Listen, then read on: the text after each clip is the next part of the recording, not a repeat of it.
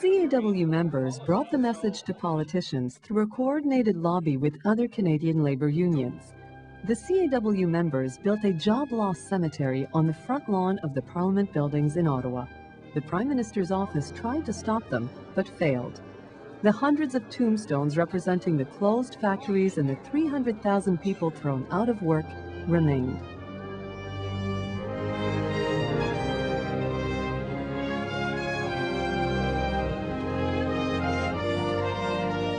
I want to salute you for your determination, for your activism, for your volunteer spirit, for speaking up for the manufacturing sector, for speaking up for our jobs, our community, and our future.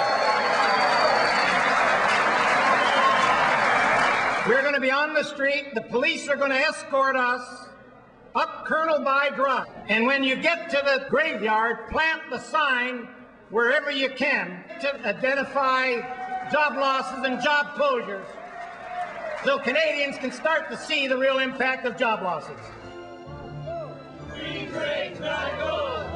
With banners and placards, they marched through the streets of downtown Ottawa.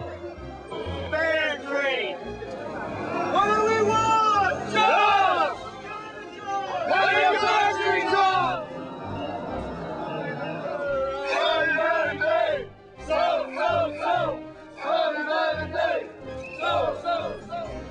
They converged on Parliament Hill.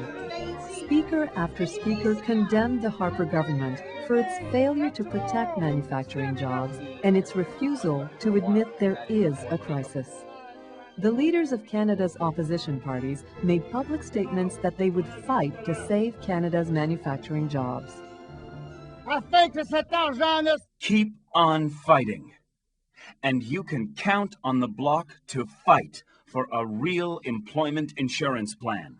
To fight at last to have an anti-scab law. We've got to stop unfair trade deals. There's no way we should be signing trade deals that say to other countries they can send their products here and we can't send our products there. I want to say that the crisis we are facing, 300,000 jobs lost in the last years. That means families, that means communities suffering. This should stop.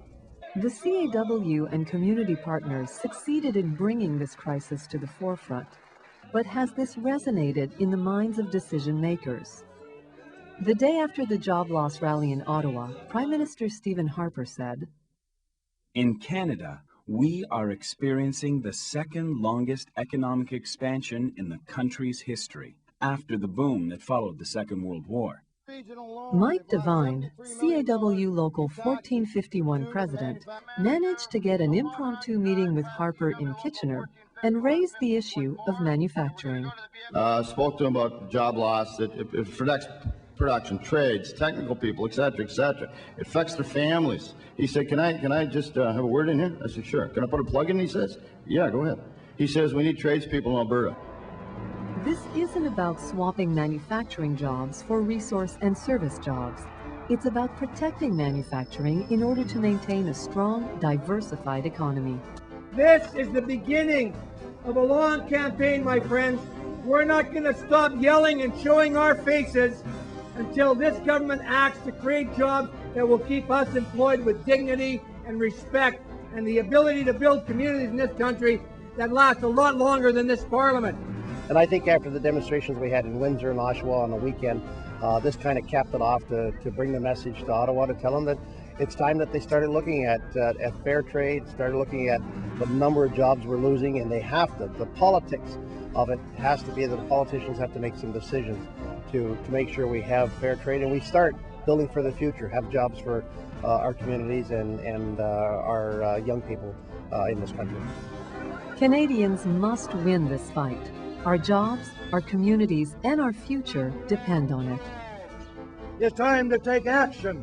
Action to protect our jobs, to create new jobs in manufacturing. We had a slogan.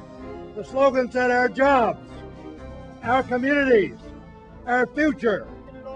The fight to save Canadian jobs is entering phase 2, and we need CAW members, their families, and communities to be engaged in the fight. Public actions must be held and the pressure on government increased. It is not too late. We can win better government policies which will support manufacturing. Policies such as a lower Canadian dollar, fair trade, not free trade, support and investment for key sectors, and a Buy Canadian procurement policy for all government purchases. The fight for Canada's manufacturing jobs must be won.